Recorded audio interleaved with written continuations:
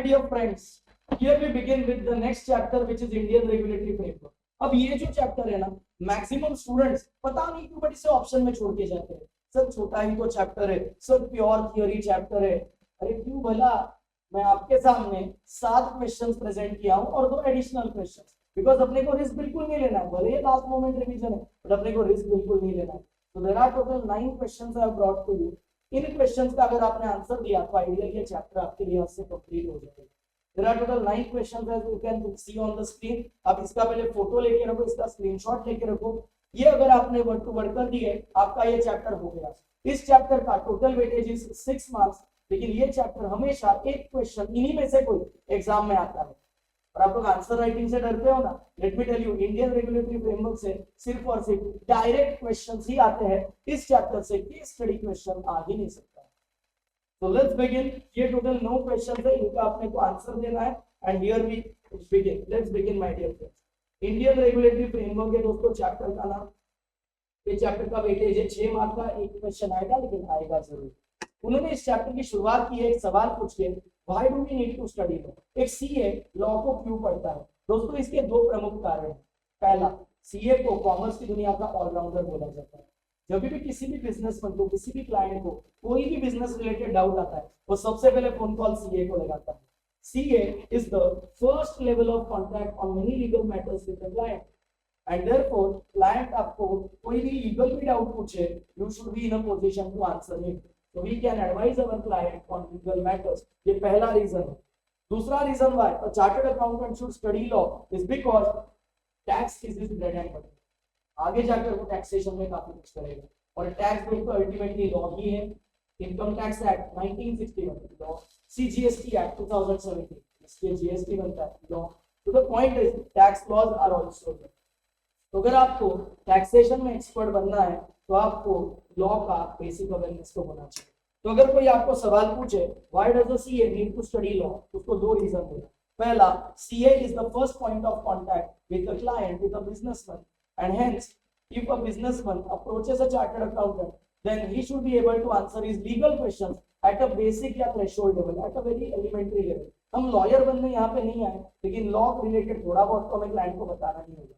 दूसरा, tax laws भी तो लॉ है, एंड अगर आपको टैक्स में एक्सपर्ट बनना है तो आपको लॉ की बेसिक नॉलेज तो होनी चाहिए। ये अपना क्वेश्चन नंबर 8 का इतना आंसर किया होगा। इसके बाद दोस्तों, historical sources of law. History या अतीत में, पास्ट में ऐसे कौन से लॉज बने थे, उसके कुछ एग्जांपल्स। दोस्तों, बेबीलोन नाम का एक राज्य था, बहुत पुरानी बात है। बेबीलोन नाम का एक राज्य था, और उस बेबीलोन नाम के किंगडम में रहता था एक राजा जिसका नाम था हम्मुराबी। इस हम्मुराबी ने बड़े बड़े पत्थरों पे, बल्कि स्टोन स्लैब्स के ऊपर लॉ को लिखा, और उसने वो लॉ को, वो पत्थरों को बड़े चौराहों पे रख दिया ताकि लोग आते जाते लॉ को देख सके।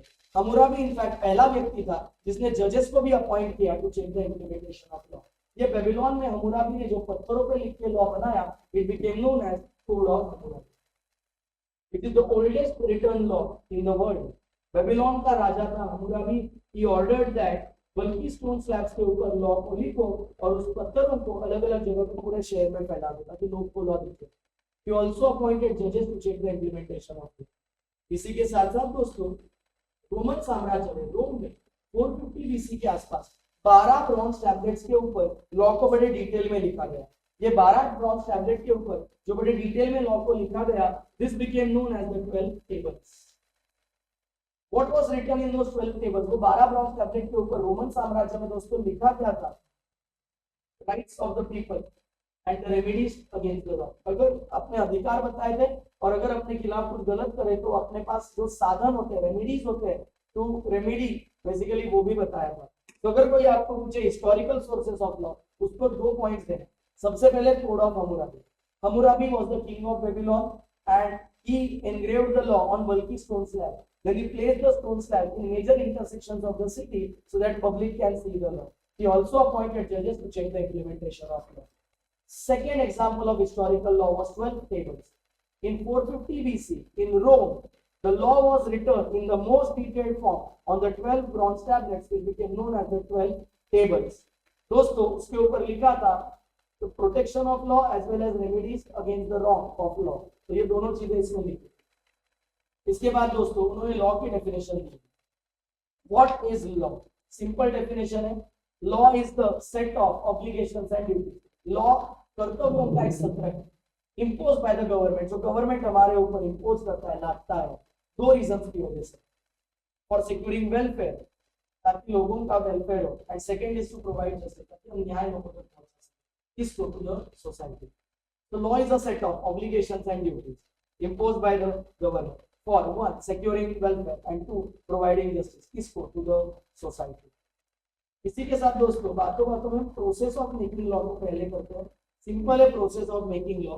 दोस्तों इन्होंने बताया है एक ड्राफ्ट लॉ को, ऐसा लॉ जो ड्राफ्ट में है, it is called as a bill, कि जो अभी तक बना नहीं है, बस प्रपोज है। ये बिल पहले जाता है लोकसभा में for discussion and debate. Lok Sabha से पास होने के बाद यही बिल जाता है राज्यसभा। ऑल्दो हाँ, प्रैक्टिकली अगर आपको बोलूं तो पहले राज्यसभा में भी आप लेके जा सकते हो मैक्सिमम बिल्स को। राज्यसभा से पास होने के बाद जब बिल लोकसभा एंड राज्यसभा दोनों जगह पास हुआ, उसके बाद it goes to the president for his sign, ताकि प्रेसिडेंट अपना सिग्नेचर दे। जब प्रेसिडेंट बिल पे साइन करता है, बिल बिकम्स एन एक्ट। यहां पे दोस्तों बिल एक्ट बन जाता है। बिल बाद में नोटिफाई होगा इन द ऑफिशियल गजेट, है ना, भारत का राजपत्र, ताकि लोगों को पता चले कोई लॉ बना है, और जिस दिन से वो एक्ट लागू होगा उस दिन को बोला जाता है। So what is the process of making law? Question 1 का बी वाला पार्ट सिंपल है भाई। A law which is proposed is called as a bill. After discussion and debate the bill is first passed in the Lok Sabha, thereafter it is moved to the Rajya Sabha. After passing in the Rajya Sabha, it is sent to the president for his assent, and after president signs on the bill, it is notified in the official gazette, and the date on which the bill is notified, the date on which the law comes into force is called as the effective date। Easy एकदम। ये chapter को तुम option में छोड़ने का सोचते हो, हद देना। चलिए ठीक है, अब मैं आता हूँ क्वेश्चन नंबर 2 पे, what are the sources of. दोस्तों अब मैं जो आपको बताने जा रहा हूँ इसके अंदर दो क्वेश्चंस का कवरेज है। एक तो what are the sources of law. Majorly 4 sources होते हैं लॉ के, संविधान कॉन्स्टिट्यूशन, एक्ट्स एंड कोड, दूसरे लॉ जो बनाए गए, तीसरा कस्टम, और चौथा केस लॉ। लेकिन अगर सोर्सेस ऑफ लॉ 6 नंबर का क्वेश्चन आता है तो आपको ये पूरा पैराग्राफ लिखना पड़ेगा। अगर सोर्सेस ऑफ लॉ 2 या 3 नंबर का क्वेश्चन आता है तो शॉर्ट में लिखोगे तो भी चलेगा। Let's begin, what are the sources of law. सुनते जाना दोस्तों। There are main 4 sources of law. सबसे पहला हमारे देश का संविधान, दूसरा law made by parliament and state assembly. India में पार्लियामेंट भी लॉ बनाती है और तुम्हारे रिस्पेक्टिव स्टेट की विधानसभा यानी स्टेट असेंबली भी लॉ बनाती है।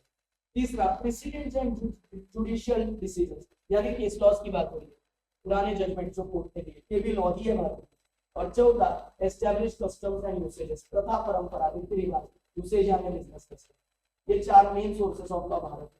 दोस्तों भारत एक पार्लियामेंट्री डेमोक्रेसी है, जहाँ पे सारे डिसीजन पार्लियामेंट के थ्रू होते हैं, जहाँ पे दोस्तों हमारा प्राइम मिनिस्टर भी हम चुन के नहीं देते, हमारे प्राइम मिनिस्टर पार्लियामेंट के मेंबर्स चुन के देते। So India is a parliamentary democracy, जहाँ पे कॉन्स्टिट्यूशन सारे लॉ का सोर्स है।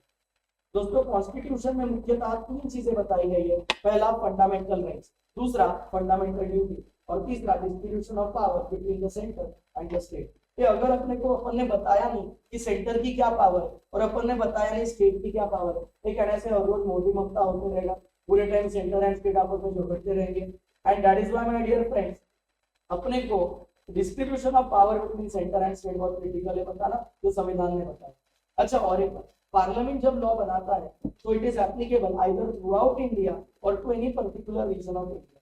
जैसे पार्लियामेंट ने अगर नया फार्म रिलेटेड लॉ बनाया और पार्लियामेंट ने एक्ट के अंदर लिखा this act is applicable through out India, तो वो पूरे भारत में लागू होगा। लेकिन अगर पार्लियामेंट ने कोई स्पेसिफिक लॉ बनाया कुछ रीजन के लिए, जैसे आर्टिकल 370 जब हटा था तो जम्मू कश्मीर का स्पेशल स्टेटस भी हटा, यानी से पार्लियामेंट ने लॉ पास किया जिसके थ्रू जम्मू कश्मीर का स्पेशल स्टेटस हट गया, वैसे बाकी स्टेट्स को फर्क पड़ा है, अफेक्ट हुआ सिर्फ state of Jammu and Kashmir. तो जब तेलंगाना आंध्र प्रदेश से अलग स्टेट बना तभी भी पार्लियामेंट का ही तो लॉ था जिसके कारण बना। So that parliament law became applicable only to Telangana and Andhra Pradesh, not to any other region of India. तो पार्लियामेंट जब लॉ बनाती है या तो एक पूरे कंट्री के लिए बनाएगी या तो किसी कंट्री के स्पेसिफिक पार्ट के लिए। लेकिन स्टेट असेंबली जब लॉ बनाएगी, स्टेट लेजिस्लेचर जब लॉ बनाएगी तो वो स्टेट के बॉर्डर्स के बाहर एप्लीकेबल नहीं हो सकता। फिर उन्होंने बोला है गवर्नमेंट ऑफ इंडिया एक्ट 1935 जो हमारे संविधान के पहले आया था, केम बिफोर कॉन्स्टिट्यूशन, उसने पहली बार पावर्स को डिस्ट्रीब्यूट किया बिटवीन सेंटर एंड स्टेट। मतलब सेंटर एंड स्टेट के बीच जो पावर्स का बाइफर्केशन है ये संविधान के पहले से था। कहां पे था? Government of India act 1935। और इसी को ठीक है आज भी हम लागू करते हैं दोस्तों। भारत एक फेडरल कंट्री है, यानी हमारे ऊपर सेंट्रल गवर्नमेंट भी है और हमारे ऊपर स्टेट गवर्नमेंट भी है। तो ऐसे में इनके पावर डिस्ट्रीब्यूट करने के लिए हमारे संविधान ने 3 लिस्ट दिए हैं। पहला है सेंट्रल लिस्ट, जो जो चीजें सेंट्रल लिस्ट का पार्ट बनती है उसके ऊपर सिर्फ सेंट्रल गवर्नमेंट ही लॉ बना सकता है। Normally matters of national importance यहाँ पे आते हैं, something like defence, something like railway, something like atomic energy. दूसरा जो लिस्ट है दोस्तों ये है स्टेट लिस्ट। स्टेट लिस्ट वो चीजों की बात करता है जिसके ऊपर सिर्फ और सिर्फ स्टेट गवर्नमेंट लॉ बना सकती है। नॉर्मली दोस्तों जो ग्रासरूट लेवल की चीजें जैसे एग्रीकल्चर, जैसे एजुकेशन, जैसे अल्कोहल अलाउ करना है या बैन करना है, ये डिसीजन दोस्तों स्टेट्स को दिए जाते हैं। और तीसरा है जॉइंट लिस्ट, वो ऐसे मुद्दों को डील करता है जिसके ऊपर दोनों central government as well as state government law बना सकते हैं। तुम्हारा सिलेबस इनकम टैक्स एग्जांपल देता है सेंट्रल लिस्ट का, whereas स्टैम्प ड्यूटी का लेवी एग्जांपल देता है जॉइंट लिस्ट का। Sir stamp duty joint list में कैसे आती है? एग्जांपल देता है, जब आप कोई भी प्रॉपर्टी खरीदते हो आपको स्टैम्प ड्यूटी पे करनी पड़ती है। ये स्टैम्प ड्यूटी जो आप कोई घर खरीदने पे पे करते हो ना, ये दोस्तों स्टेट गवर्नमेंट के पास जाती है। लेकिन जो स्टैम्प ड्यूटी आप बिल ऑफ एक्सचेंज पे पे करते हो, जैसे बिल ऑफ एक्सचेंज का लेफ्ट हैंड साइड स्टैंप रहता है, ये stamp duty Indian stamp act के हिसाब से ये दोस्तों सेंट्रल गवर्नमेंट को जाएगी। म्हणजे स्टैम्प सेंट्रल गवर्नमेंट भी कलेक्ट कर रहा है और स्टैम्प स्टेट गवर्नमेंट भी कलेक्ट कर रहा है, इसलिए वो जॉइंट लिस्ट में आता है। दोस्तों इसी के साथ एक फेडरल कोर्ट का ये चर्चा है। सुप्रीम कोर्ट के पहले जो इंडिया का टॉप मोस्ट कोर्ट था उसको फेडरल कोर्ट बोलते हैं। ये फेडरल कोर्ट के पास पावर होती थी, पावर मतलब jurisdiction, to manage appellate, original and advisory matters. Appellate म्हणजे लोअर कोर्ट का डिसीजन यदि आपको मंजूर नहीं है तो आप जो अपील करते हो वो अपील वाले मामलों को एपेलेट बोलते हैं। जैसे हाईकोर्ट का डिसीजन तुम्हें अच्छा नहीं लगा तो तुम सुप्रीम कोर्ट जाते हो, सुप्रीम कोर्ट के पहले तुम फेडरल कोर्ट जाते हो। तो दोस्तों ये जो बेसिकली पावर है फेडरल कोर्ट की लोअर कोर्ट की अपील सुनने की, उसे हम एपेलेट बोलते हैं। वही अगर कोई फ्रेश मामला जिसका पहले कहीं पे सुनवाई नहीं हुआ, ऐसा फ्रेश मामला जब डायरेक्टली आता है फेडरल कोर्ट, उसको दोस्तों हम कहते हैं ओरिजिनल जुरिस्डिक्शन। वही फेडरल कोर्ट ब्रिटिश सरकार को लीगल मैटर्स में एडवाइस भी देता था। It is to advise the governor general and hence it also had advisory jurisdiction. Federal court की लोअर कोर्ट की अपील सुनने की भी पावर थी, एपेलेट जुरिस्डिक्शन। ओरिजिनल केसेस भी अपने पास लेने की पावर थी, fresh cases, original jurisdiction. And British government को, गवर्नर जनरल को एडवाइस देने की भी पावर थी, एडवाइजरी जुरिस्डिक्शन। फेडरल कोर्ट जो था वो civil as well as criminal दोनों केसेस को सुना और उसने 12 साल तक काम किया, 151 केसेस लगभग सुने and then it got replaced, it got supplanted by the supreme court of India. दोस्तों अगर कोई आपको सोर्सेस ऑफ लॉ पूछे, आपको ये सारे पॉइंट बताने, हाँ 6 मार्क का आया तो अगर सोर्सेस ऑफ लॉ 2 नंबर का या 3 नंबर का आता तो शॉर्ट में बता देना। 4 मेजर सोर्सेस ऑफ लॉ है, constitution, acts and code passed by either parliament और स्टेट असेंबली, जुडिशियल डिसीजंस यानी कि case laws and customs and procedure, ये 4 मुख्य सोर्सेस ऑफ लॉ। इसके अलावा कॉन्स्टिट्यूशन 3 चीजों का बात करता है, fundamental rights, fundamental duty and distribution of power between the centre and state. इसके अलावा दोस्तों और एक क्वेश्चन मैंने इनफैक्ट यहाँ पे कवर किया, ये जो आपको ग्रीन कलर से दिख रहा है ना, मतलब स्पेसिफिकली मैं इसको हाईलाइट भी करता हूँ अभी। दोस्तों जो चीजें मैंने ब्लू कलर में हाईलाइट की है वो आपका आंसर बनेगा अगर कोई आपको distribution of power between centre and state पूछे तो इसका ना स्क्रीनशॉट चाहिए तो लेके रखना, और ये नोट्स आप मेरे से मांगो तो just ask for the notes in the comment section, तो वो भी आपको प्रोवाइड की जाएगी, तो आपको भी ये काफी इजी पड़ेगी। तो इसके बाद दोस्तों ये था सोर्सेस ऑफ लॉ का question number 2 as well as distribution of power between centre and state, which was question number 2। हम बढ़ते आगे to a 5 star question, the types of law in India. हमारा सिलेबस बोलता है there are majorly 4 types of law in India. पहला है दोस्तों criminal law. आपको यहाँ पे 4 सेंटेंसेस याद रखने। पहला आपको याद रखना, criminal law deals with violation of rule of law और पब्लिक रॉन्ग। दोस्तों जब कोई क्राइम होता है ना, पूरा समाज अफेक्ट होता है, पूरा पब्लिक अफेक्ट होता है। सो क्रिमिनल लॉ उल्लंघन है, पब्लिक रॉन्ग है, it's not a private wrong. कोई एक व्यक्ति अफेक्टेड नहीं है, अगर किसी का मर्डर हो जाए, कोई किडनैप हो जाए, पूरा वो मोहल्ला, पूरा वो समाज अफेक्ट हो जाए, पूरा वो लोकेलिटी अफेक्ट हो जाता है। So criminal law means violation of rule of law which is basically the public wrong. वही सिविल लॉ जब पढ़ाऊंगा तो बोलूंगा प्राइवेट लॉ। दूसरा, इंडिया में क्रिमिनल लॉ को 2 एक्ट गवर्न करते हैं। पहला इंडियन पीनल कोड 1860 और दूसरा कोड ऑफ क्रिमिनल प्रोसीजर 1973। इसके बाद में इंडियन पीनल कोड को शॉर्ट में आईपीसी बोलूंगा, वही कोड ऑफ क्रिमिनल प्रोसीजर को शॉर्ट में सीआरपीसी बोलूंगा। दोस्तों आईपीसी जो है वो क्राइम को डिफाइन करता है, नेचर बताता है क्राइम का और पनिशमेंट देता है। वही code of criminal procedure CrPC जो है वो प्रोसीजर बताता है कि पनिशमेंट कैसे दी जाए, यानी कोर्ट का मुकदमा जो होगा सीआरपीसी के तहत होगा, कोई चीज क्राइम है या नहीं जो पता लगना है वो आईपीसी के तहत होगा। और फिर उन्होंने कुछ उदाहरण दिए है, murder, rape, theft, fraud, assault, ये कुछ एग्जांपल्स दिए क्रिमिनल लॉ के। तो ये आपको बस 4 सेंटेंसेस लिखने हैं, क्रिमिनल लॉ का शॉर्ट नोट कर। इसके बाद दोस्तों दूसरा टाइप ऑफ लॉ जो आपका सिलेबस कहता है इज द सिविल लॉ। इन लोगों ने बोला है दोस्तों सिविल लॉ जो है वो, जैसे मैंने बोला क्रिमिनल लॉ पब्लिक रॉन्ग है, यानी से civil law private. Civil law का सर एग्जांपल दो ना। लेट्स अज्यूम वेदांत के घर का टंकी जो था वो फट गया, और वेदांत के घर का टंकी फटने की वजह से उसका जो नेबर था सार्थक, सार्थक के घर का फर्नीचर डिस्ट्रॉय हो गया। क्या इसमें कोई क्राइम इन्वॉल्व है? बट क्या ऐसे वेदांत की लापरवाही की वजह से कि उसके घर का टंकी फट गया, सार्थक का नुकसान हुआ। तो दोस्तों in this particular case Sarthak जो है ही will have to compensate Vedanta.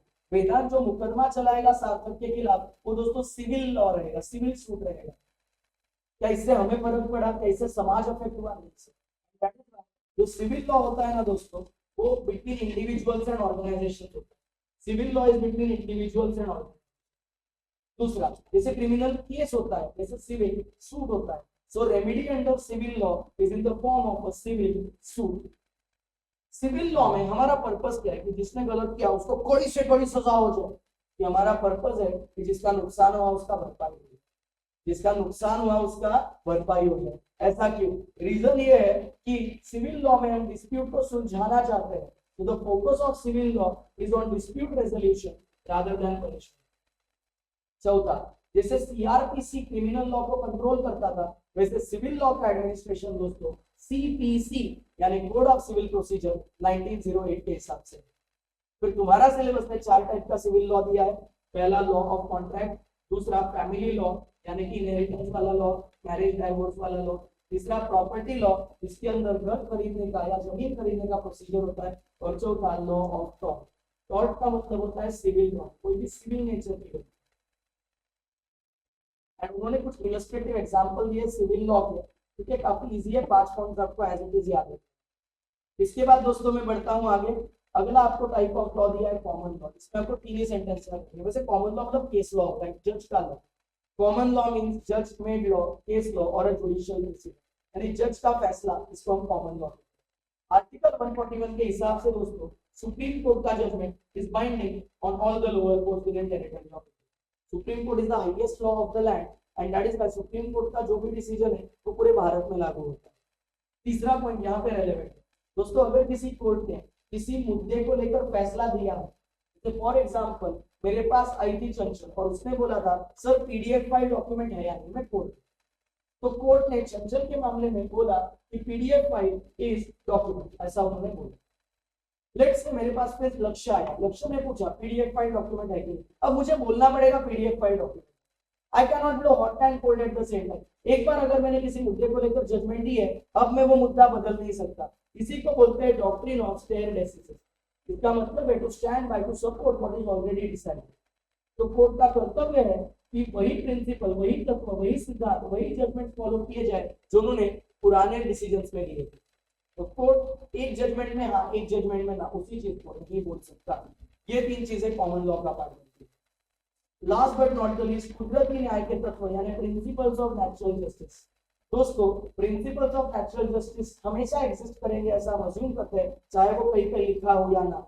It is justice going beyond the written law, कहीं पे लिखा हो या ना, प्रिंसिपल्स ऑफ नेचुरल जस्टिस हमेशा एग्जिस्ट करेंगे। 3 चीजें हैं जो प्रिंसिपल ऑफ नेचुरल जस्टिस में कवर होती है। पहला नेमो जुडेक्स इन कॉजा सुआ।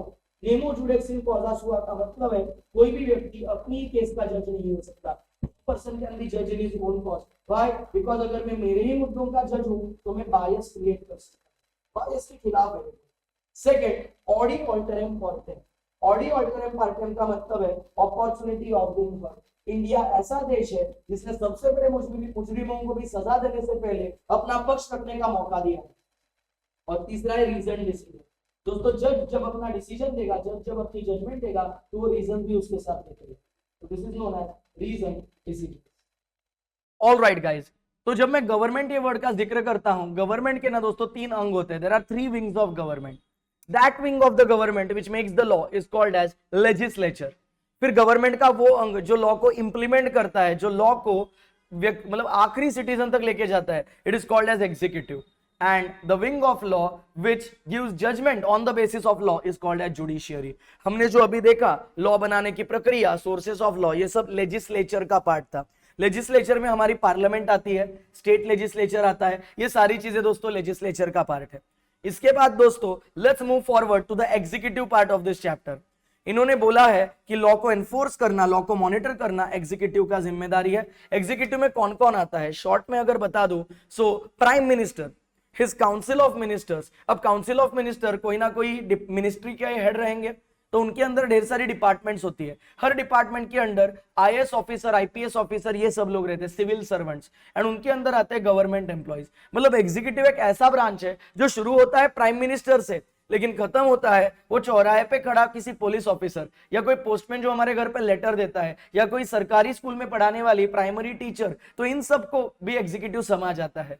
दोस्तों एग्जीक्यूटिव जो है वो मिनिस्ट्रीज के थ्रू ऑपरेट करता है।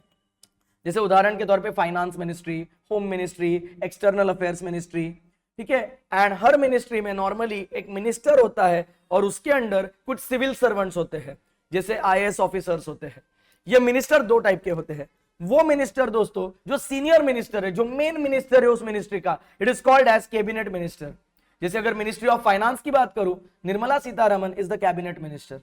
लेकिन आपने बजट के दौरान देखा रहेगा कि निर्मला ताई के बाजू में अनुराग ठाकुर जी भी रहते हैं, because Anurag Thakur ji is the junior minister of finance, और जूनियर मिनिस्टर को हम बोलते हैं मिनिस्टर ऑफ स्टेट। तो सीनियर मिनिस्टर मतलब कैबिनेट मिनिस्टर, जूनियर मिनिस्टर मतलब मिनिस्टर ऑफ स्टेट।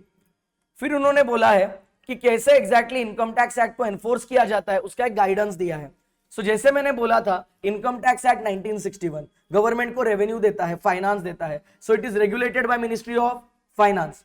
लेकिन मिनिस्ट्री ऑफ फाइनेंस में मल्टीपल डिपार्टमेंट्स होते हैं। इनमें से कौन सा डिपार्टमेंट है जो इनकम टैक्स एक्ट को रेगुलेट करता है? So it is the ministry of finance के अंडर का डिपार्टमेंट ऑफ रेवेन्यू। क्यों? अरे पैसा आता है ना गवर्नमेंट को टैक्स से, so that is why it is department of revenue. लेकिन सर टैक्स तो 2 टाइप के होते हैं, direct tax and indirect tax. उसमें से इनकम टैक्स एक्ट कौन से टाइप का है? It is sir direct tax, इसीलिए उसको रेगुलेट करता है central board of direct taxes.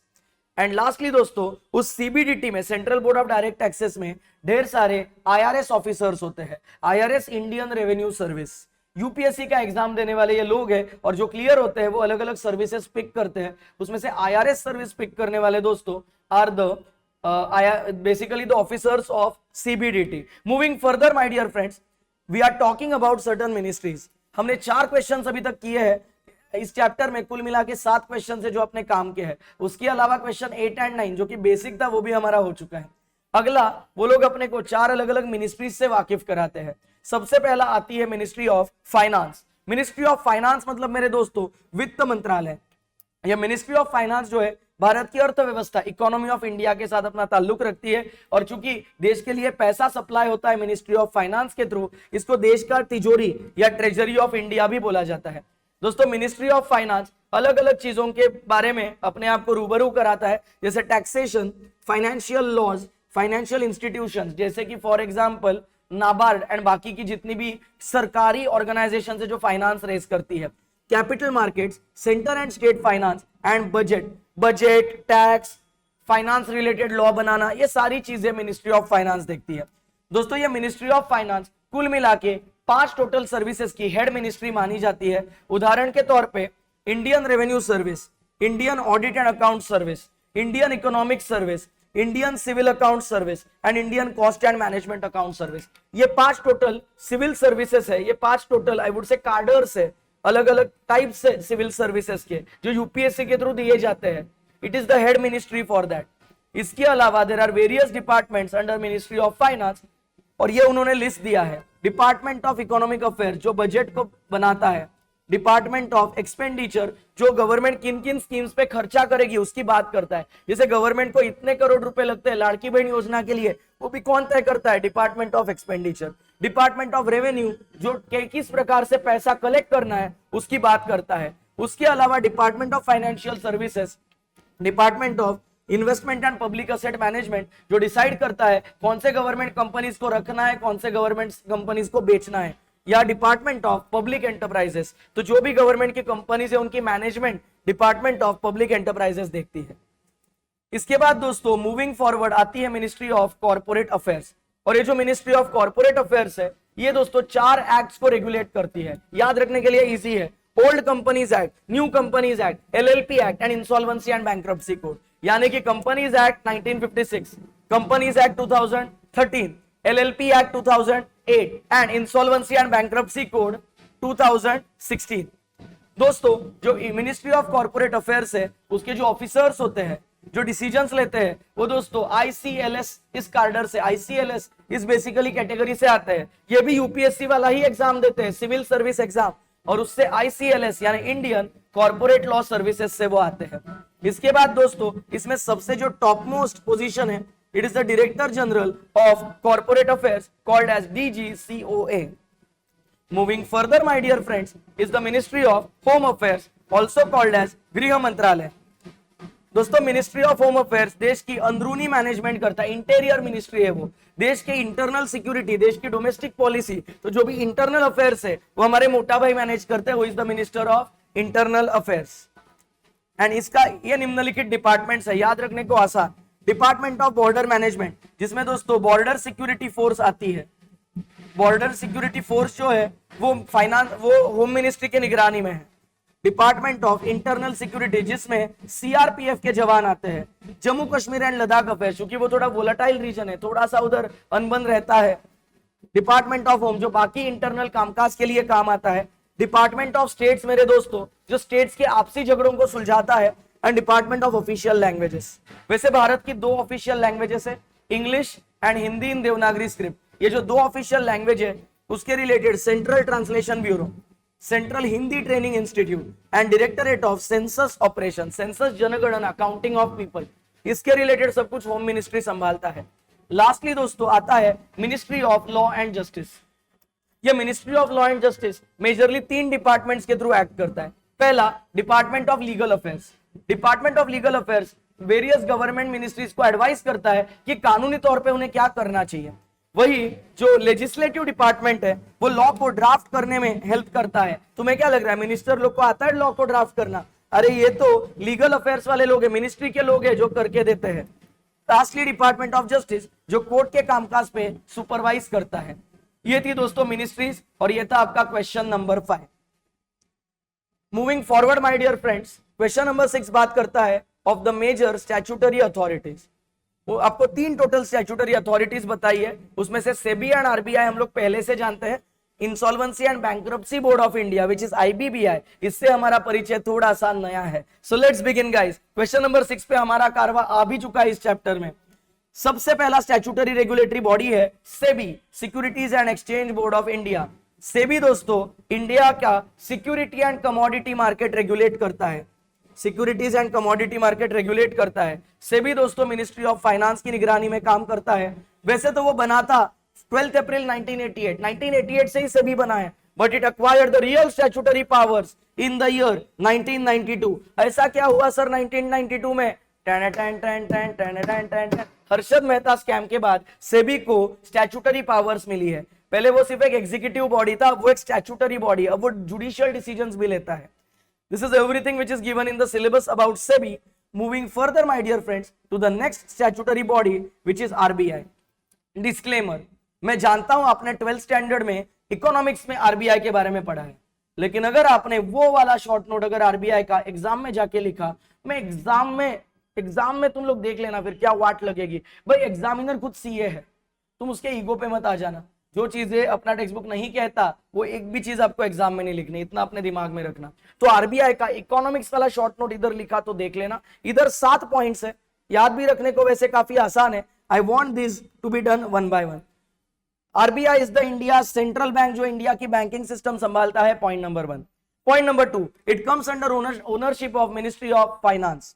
Point number 3, it is responsible to control issue and maintain the supply of Indian rupee. RBI decide करता है कितना रुपी सप्लाई इकोनॉमी में जाना चाहिए। Point number 4, दोस्तों भारत की जो मेन पेमेंट सिस्टम्स है एनईएफटी, आरटीजीएस एटसेट्रा, वो भी आरबीआई ही बनाता है, आरबीआई ही उन्हें रेगुलेट करता है। पॉइंट नंबर 5, दोस्तों जितने भी अपने करेंसी नोट्स प्रिंट होते हैं that is through Bharatiya Reserve Bank Note Mudran, जो आरबीआई की एक डिवीजन है, डिपार्टमेंट है, जो currency notes mint and print करती है अपने 2 प्रिंटिंग प्रेसेस से। एक है नासिक इन वेस्टर्न इंडिया, दूसरा है Dewas in central India. Point number 6, RBI ने एस्टैब्लिश किया है national payments corporation of India which is NPCI. और दोस्तों ये एनपीसीआई भारत में यूपीआई बनाया था, अपना जो क्यूआर कोड के साथ हम पे करते हैं ना, गूगल पे, फोन पे, यूपीआई बनाया था। और एनपीसीआई भारत में पेमेंट एंड सेटलमेंट सिस्टम को रेगुलेट करता है, बेसिकली फिनटेक में काम करता है।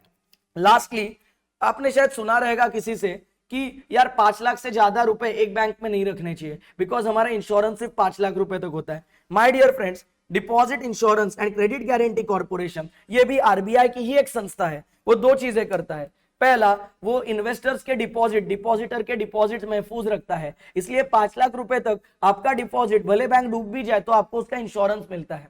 सेकेंडली, अगर किसी बैंक को क्रेडिट फैसिलिटीज की जरूरत है तो deposit insurance and credit guarantee corporation उसको क्रेडिट देता है। किसी बैंक को पैसा चाहिए तो वो डीआईजीसी से भी मांग सकता है। ये था दोस्तों आरबीआई। यही 7 पॉइंट आपको एज इट इज याद रखने, ठीक है। इसमें गफला किया तो देख लेना, अगर इसमें गलती से भी इको वाला पॉइंट लिखा तो भाई देख ही लेना तुम लोग। बढ़ता हूं आगे। अब इसका परिचय थोड़ा नया है अपने को। Insolvency and bankruptcy board of India, also called as IBBI, सुनते जाना दोस्तों।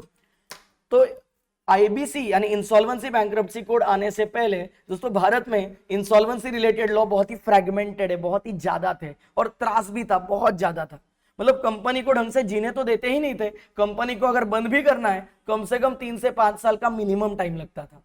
तो in that case government decided कि हम अगर इंडिया में बिजनेसेस को प्रमोट करना चाहते हैं, एटलीस्ट बिजनेसेस जल्दी क्लोज डाउन करने का तो मैकेनिज्म बनाए। इससे बना insolvency and bankruptcy code, a one stop solution for insolvency, bankruptcy, liquidation, winding up of all types of organisations.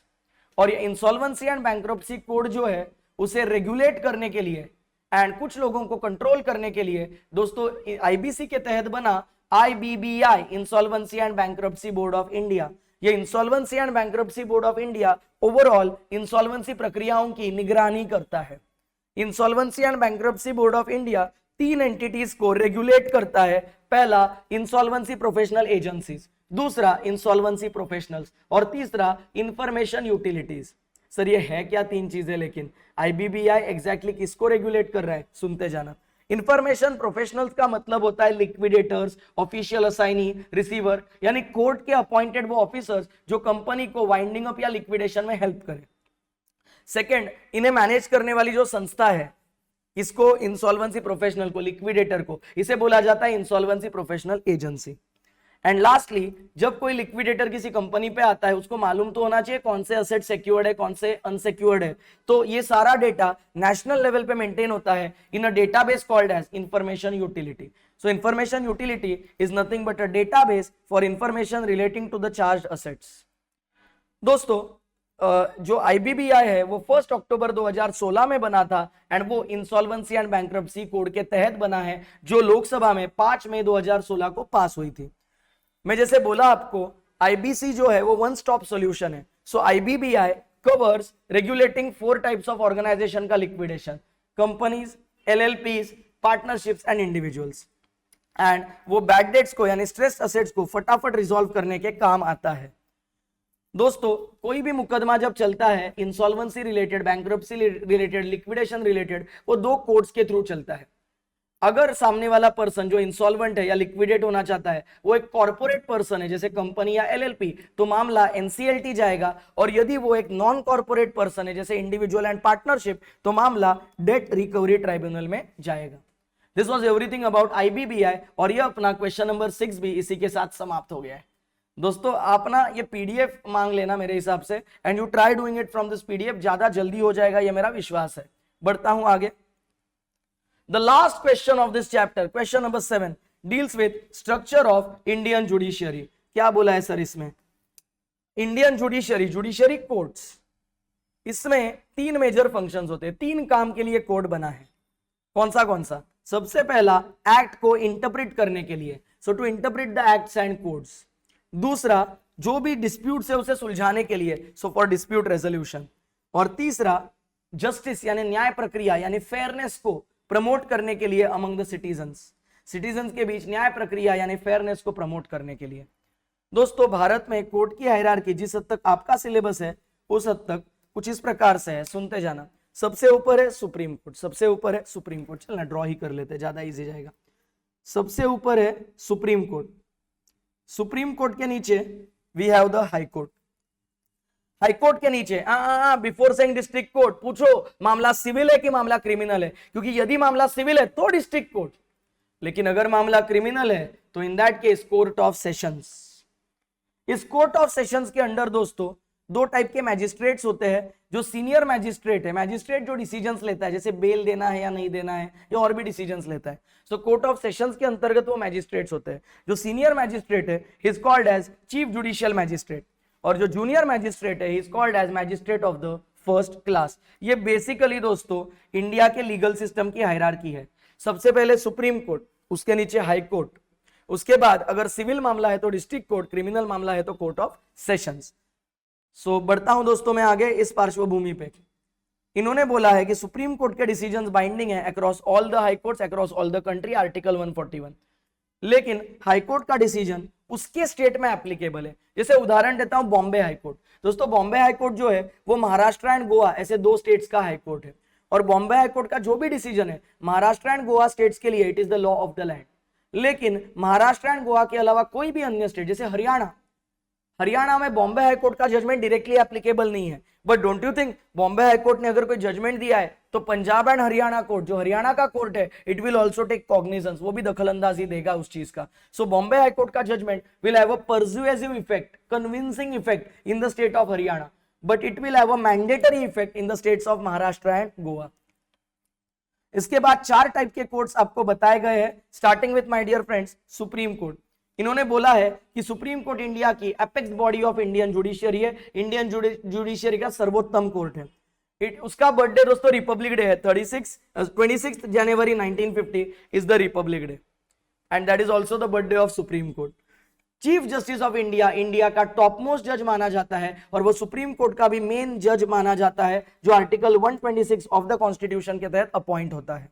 Supreme Court का जो मेन बेंच है, प्रिंसिपल बेंच, उसमें कम से कम 7 मेंबर्स इंक्लूडिंग चीफ जस्टिस रहेंगे, और ओवरऑल सुप्रीम कोर्ट की capacity strength is 34 जजेस including chief justice.